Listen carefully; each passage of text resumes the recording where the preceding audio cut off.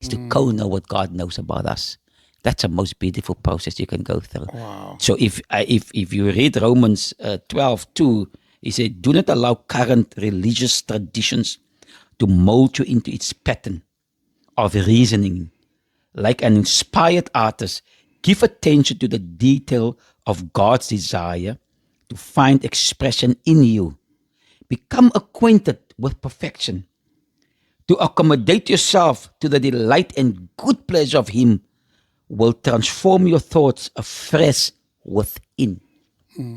Religion, if you read that scripture, Romans 12 verse 2, in any other translation, there's three things.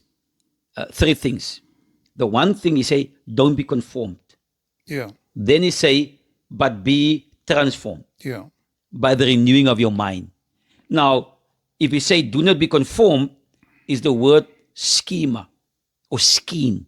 It's an outward shape or form. It's an appearance. Religion is masters in scheming you. Sure. They give you an outward appearance, but there's no substance. It's cloud, but there's no water. It's words, but it's empty. And so you are schemed by thinking, but this is the real thing.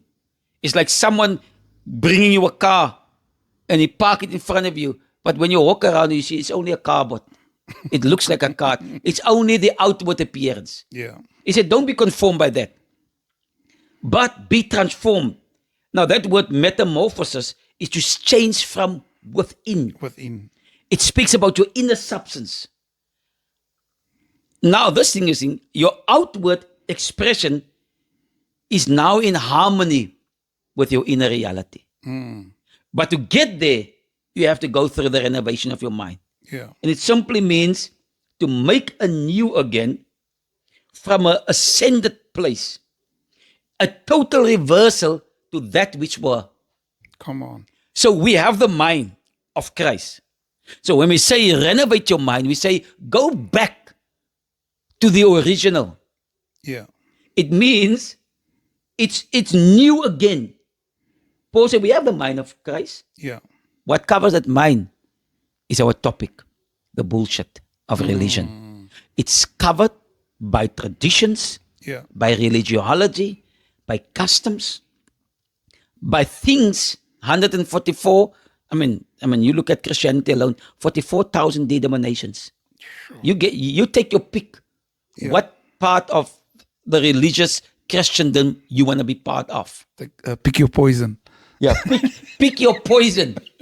So that poison is what we must get rid of. And so the whole process of renovation, and this is what the podcast is all about, is really the renewing of the mind. Yeah. But it's actually to discover your original mind, which is the mind of Christ. And we're going to go into that beautifully. Yes. So my whole process, from where I found myself in debt, lost my home, cars repossessed, lost. We were looking for things in the house to sell just to survive. Yeah.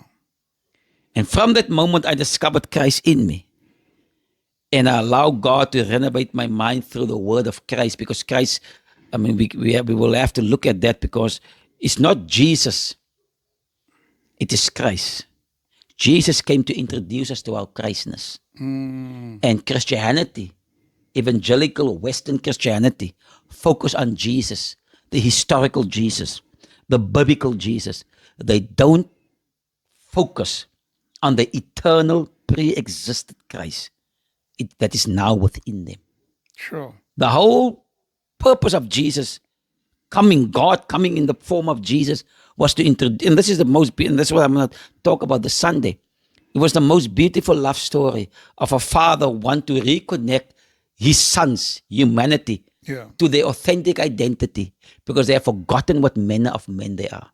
And so here he comes in the form of Jesus, the only begotten Son, the one that hold dear and hold on to his pre-existent identity, the only one that was persuaded that they have never lost his divinity even when he stepped into humanity. We forgot that.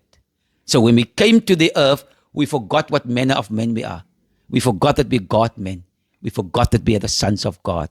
Jesus is called the only begotten because he held on to his divinity even when he stepped into humanity. Wow. So the beautiful love story is go and remind them that although they are men, they are God men. They are sons of God.